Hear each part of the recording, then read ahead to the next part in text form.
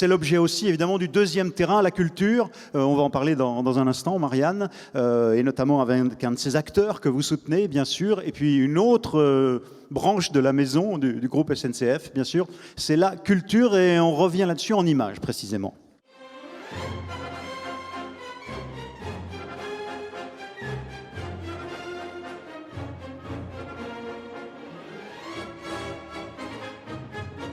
Les concerts de poche veulent créer du lien social à travers la musique classique, le jazz et l'opéra, en s'adressant à tous ceux qui pensent que ce n'est pas pour eux.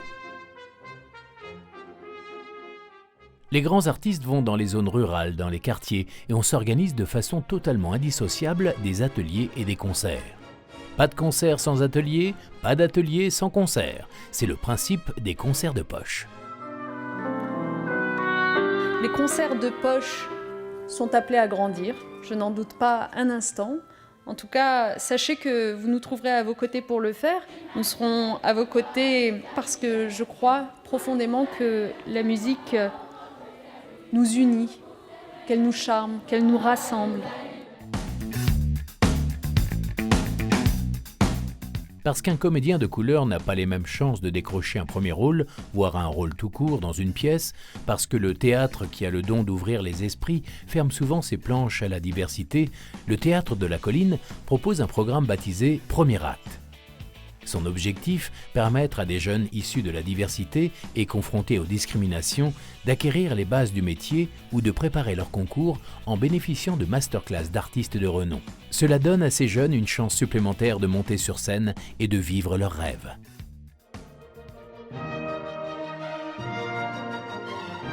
L'idée de la Fabrique Opéra, c'est de mettre les intelligences de la jeunesse d'une ville au service d'un projet artistique.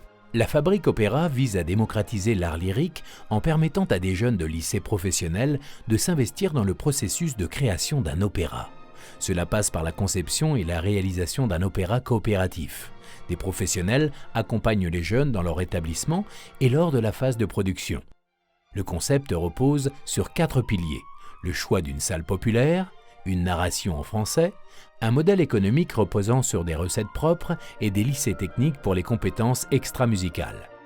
La Fabrique Opéra permet de rendre les compétences locales actrices du projet en intégrant les savoir-faire des jeunes, lycéens, apprentis issus de quartiers sensibles.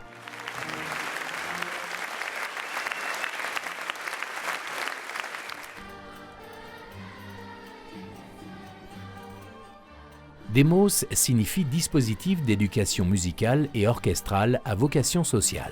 C'est un projet de démocratisation culturelle coordonné par la Philharmonie de Paris, permettant à des jeunes issus de zones défavorisées de pratiquer un instrument pendant 3 ans et de créer un orchestre pour un concert. Fin 2015, 1250 enfants d'Île-de-France, d'Isère et d'Aisne ont vécu cette aventure musicale au service du vivre ensemble. La musique, ça fait sortir quelque chose que tu as en toi.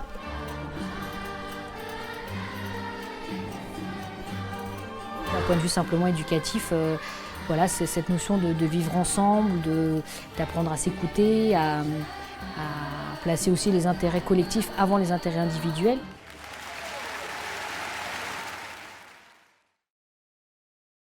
Il faut voir ces comédiens, pas seulement d'un jour d'ailleurs, au Théâtre Saint-Denis, Gérard Phillips, Antigone, et puis Zaya, la chef d'orchestre, Johannick est parmi nous d'ailleurs aussi. J'ai eu ce privilège une fois, dans d'autres circonstances aussi, c'est formidable. On va accueillir maintenant à la fois un représentant d'une branche de la maison, et puis l'un des acteurs, des chevilles ouvrières de ce projet Demos. Je vous demande d'accueillir Florence Parly, la directrice générale de la branche voyageurs au sein de SNCF Mobilité, administratrice de l'Orchestre de Paris par ailleurs. Et Gilles Delbar, venez nous rejoindre, monsieur Delbar. Gilles Delbar est le directeur pédagogique des projets pédagogiques de la Philharmonie de Paris, de la Cité de la Musique, et de ce projet Demos en particulier. Donc 2 passionnés de musique, ça va de soi. Musicien, je disais que vous êtes administratrice de l'Orchestre de Paris par ailleurs. Voilà, donc c'est un aspect essentiel pour vous. Alors la culture, un mot sur le volet culture à la Fondation. Marianne, d'abord. Oui, quelques mots, parce que je ne sais pas si c'est votre cas, mais moi j'ai des étoiles dans les yeux quand je vois ce film, et c'est vraiment plein d'émotions et de joie. Mais il faut quand même partir d'un constat. constat, Thierry. Les origines et les inégalités sociales ne permettent pas toujours de monter sur les planches, d'accéder à un conservatoire de musique ou de décrypter un tableau ou d'apprécier un tableau. Donc il y a beaucoup de gens qui s'excluent d'eux-mêmes de la sphère culturelle. Ils la croient réservée à un autre monde que le leur. Pourtant, la culture est là pour favoriser l'ouverture au monde. Elle donne des repères pour une vision à la fois partagée et plurielle. Alors, pour ce nouveau domaine, je dois vous dire que Jacques Rigaud nous a inspirés, moi en particulier. Vous le savez, Jacques Rigaud était un ardent promoteur du mécénat d'entreprise en France, pas un ardent, l'ardent des promoteurs du mécénat d'entreprise en France, grand homme de culture, et un de ses livres titrait « La culture pour vivre ». C'était sa devise, c'est la nôtre aussi d'ailleurs. Alors nous avons choisi 3 voies d'entrée. L'accès à la culture, on l'a vu dans le film, les concerts de poche, accès à la musique bien sûr, mais c'est aussi la petite galerie au Louvre, et c'est aussi l'expérience littéraire de l'agence Quand les livres relient pour les petits. Il y a la pratique d'une discipline artistique, on l'a vu avec le Théâtre national de la Colline ou le Théâtre d'ailleurs national de Strasbourg qui l'a rejoint cette année, mais aussi les formations innovantes aux arts du cirque, du plus petit cirque du monde. Allez le découvrir à Bagneux, ça vaut la peine. Et enfin, le soutien à la création, on l'a vu avec la Fabrique Opéra, mais c'est aussi le cas au Théâtre Gérard Philippe, où nous avons découvert Antigone, jouée par de jeunes adolescents de la Seine-Saint-Denis.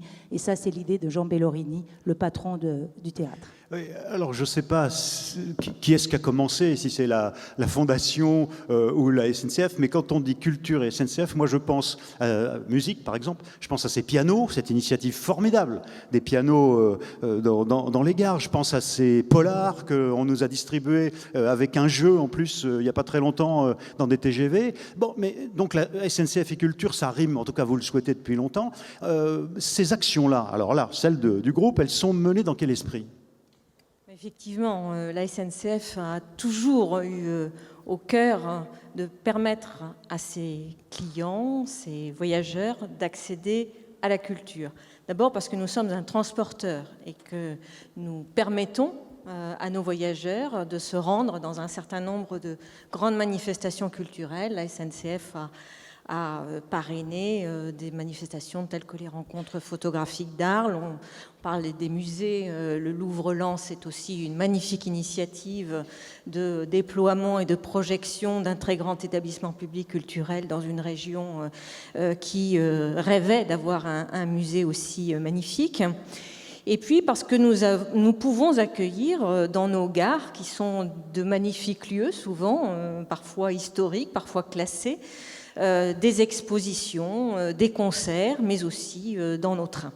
Donc nous sommes depuis très longtemps engagés en faveur de la culture. Et puis alors je voudrais signaler quelque chose que je ne savais pas, que Marianne m'a apprise récemment, c'est que nous sommes la première entreprise de France en termes d'accueil, de tournage de films. Nous avons plus de 3000 décors répertoriés dans nos magnifiques gares sur l'ensemble du territoire français. La gare de Tours, par exemple. Et je ne citerai pas, évidemment, ces films mythiques, le film des Frères Lumière, 1895. Où on voit c'est le début du cinéma, voilà. Le train, finalement. Le cinéma, les peintres, les impressionnistes, évidemment, avec Monet, la gare Saint-Lazare. Qu'est-ce que les impressionnistes auraient été s'ils n'avaient pas eu le train pour découvrir de magnifiques paysages? Bref, qu'il s'agisse de la peinture, de la lecture aussi, parce que nous avons parlé longuement de la lecture, ce qui est tout à fait extraordinaire à l'heure des tablettes et des objets vidéo. 75% de nos voyageurs déclarent qu'ils lisent dans le train. Voilà, donc c'est un lieu de lecture formidable. C'est un moment de culture par définition, que ce soit des films, des livres, de la musique, évidemment. Alors comment, parce que la Fondation mène des actions qu'on vient de nous présenter, comment ces actions vont-elles être complémentaires avec ces initiatives propres au groupe ? Écoutez, c'est tout à fait complémentaire, évidemment, puisque, comme je l'ai dit, l'entreprise SNCF agit en lien avec son activité de transporteur de mobilité, mais aussi en tant qu'entreprise publique. On a parlé du service public et bien entendu, permettre à tous d'accéder à la culture, c'est aussi contribuer à la mission de service public qui est la nôtre. Et puis la Fondation agit, comme on l'a vu dans ce magnifique petit film, en fonction et conformément aux valeurs de notre entreprise. Et en matière de culture, il s'agit de promouvoir l'accès à la culture pour tous.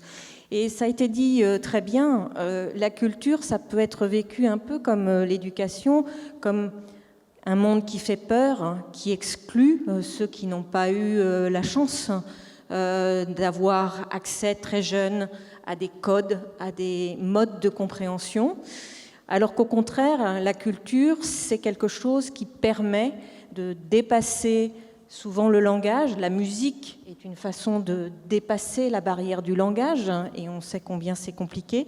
Donc c'est vraiment un mode d'accès universel à la culture, à la compréhension, à l'éducation et à la tolérance. Mais quand on s'en sent capable, ou en tout cas, quand on ne se sent pas illégitime, c'est ça l'esprit, Gilles Delbar, du projet Demos, c'est d'inclure, évidemment, dans cet univers spécifique qui est celui de la musique et qui pourtant nous est propre à tous depuis notre naissance, et peut-être même avant. Alors, Demos, comment est-ce que c'est né? Comment l'idée arrive, à la Philharmonie en particulier? Je pense que, bon, d'abord, je voudrais contester une chose. Je voudrais contester le fait qu'on nous ait classés dans culture. Voilà. Donc, ça commence bien. Mais il fallait bien une étiquette, c'est un domaine d'action. J'aurais bien voulu qu'on nous classe dans éducation. Voilà. Non, pardon, c'est une demi-plaisanterie. C'est que dans le vivre ensemble en général. Bon, c'est une demi-plaisanterie, c'est parce que je tiens à dire ça. C'est très souvent les disciplines artistiques sont considérées comme un luxe, comme une chose qui est en plus lorsqu'on a le temps lorsqu'on a un peu de temps ou lorsqu'on a un peu de moyens, qu'on n'est pas en déficit budgétaire et qu'on peut se le permettre. En réalité, nous pensons, et je pense que ça répond partiellement à votre question, nous pensons que si un être humain n'est pas confronté aux arts, je ne vais pas utiliser le mot culture, n'est pas confronté aux pratiques artistiques quelles qu'elles soient, soit la poésie, soit la littérature, la musique, ben il n'est pas fini. Voilà. Il n'est pas entier. Si on ne parle que d'enseignement et de connaissances, eh bien l'être humain n'est pas terminé. Et j'aime bien citer cette phrase de ce poète intellectuel, philosophe indien du début du XXe siècle, Tagore, qui dit ça très bien. Il dit la connaissance nous rend puissants. Alors effectivement, comme vous le disiez, savoir lire, écrire, compter, c'est quelque chose qui nous permet a priori de nous en sortir à peu près dans la vie. Mais c'est la sympathie qui fait de nous des êtres entiers. Et par sympathie, il entendait que la sympathie soit développée par les pratiques artistiques en général. Donc l'histoire de Demos, c'est ça. C'est l'histoire de donner de la force à la musique en s'adressant à des publics qui ont certainement moins accès que d'autres. Mais alors, c'est né quand et comment? Parce qu'on a vu des enfants donner un concert dans ce qui est, je crois, de vue, la salle Pleyel, donc avant qu'on ait la nouvelle Philharmonie de Paris, magnifique. Ils y jouent déjà, ils vont y jouer, et le projet évolue comment? Oui, tel qu'il est là, les images que vous avez vues, ça correspond à un projet qui est né en 2010 et qui contient, d'ailleurs c'est quelque chose qui peut se discuter, c'est vrai que des enfants qui sont presque débutants ont l'occasion de jouer de la musique dans un espace prestigieux. Bon, c'était la salle Pleyel, l'an dernier c'était la Philharmonie de Paris, alors que leur niveau de pratique musicale est peu élevé. Mais le concept, c'est de faire jouer ensemble des enfants presque débutants, des élèves plus âgés qui sont des sortes de tuteurs, de parrains, et des musiciens professionnels. Et ils sont également dirigés par des chefs de très très haut niveau. D'ailleurs, il y en a deux dans cette salle. Il y a Deborah Bellman, que je ne sais pas quel âge je l'ai vu, et puis Zayad Ziwani, dont on a parlé tout à l'heure. En effet. Le soutien de la Fondation, il est de quelle nature et en quoi c'est un appui essentiel pour vous? Alors, je ne vais même pas parler de finances parce que bon, évidemment, ça a de l'importance, mais ce que je voudrais dire, ce qui me paraît très important, c'est que très souvent, les professionnels de la culture et de l'éducation sont un peu, comment dire ça, hors sol, vivent dans des univers qui n'ont pas assez de lien avec la vie sociale telle qu'elle existe. je sais pas, c'est un truisme, mais un enfant dans sa classe, lorsqu'il apprend à lire, à écrire, à compter, en général, il n'apprend pas en même temps à être un être social, ou simplement dans sa relation avec ses camarades, mais il apprend pas, il va pas reconnaître, quand il sera dans une entreprise ensuite, le type de relation qu'on peut vivre dans ces entreprises. Donc, le fait d'être en rapport avec des mécènes, la SNCF est un excellent exemple de ça, c'est un lien avec la société qui est beaucoup plus large. Et gens de la culture, j'en ai fait partie. À une époque, on se disait, mais le privé, ils vont nous pervertir dans nos pratiques artistiques. Bien non, je le répète, pour moi, les pratiques artistiques doivent être au cœur de la vie sociale. Vous êtes vous-même musicien, ethnomusicologue. C'est ce monde que vous évoquiez avant de vous occuper en particulier de la pédagogie et la philharmonie et de Demos. Les résultats, juste d'un mot, combien de concerts, combien d'enfants concernés? Bon, il y aura à terme 3000 enfants impliqués dans ce dispositif, mais ce n'est pas le plus important. Le plus important, c'est ce qu'on est capable de montrer au travers de ça. Donc, les pratiques artistiques, elles développent, les neurosciences le montrent aujourd'hui, elles développent les capacités cognitives, mais elles développent aussi, et surtout, j'ai parlé de sympathie tout à l'heure, mais elles développent les capacités à l'empathie, la capacité à se comprendre et à mieux comprendre les autres. Et on pourrait même trouver un mot plus fort, à estimer quelles sont nos profondeurs et les profondeurs des autres. Florence Parly, culture, éducation, c'est Gilles Delpar lui-même qui nous a dit « Oh, la frontière est un peu ténue, j'aurais préféré être du côté éducation ». Vous aussi, qu'est-ce que vous pensez de ce projet d'abord, de Demos, de cette réalisation? C'est plus un projet. Il est exemplaire et il me touche particulièrement, vous l'avez dit, moi je veille sur l'Orchestre de Paris qui contribue à cette aventure. Je disais que la musique c'était un langage universel, mais c'est peut-être avant toute chose c'est une émotion.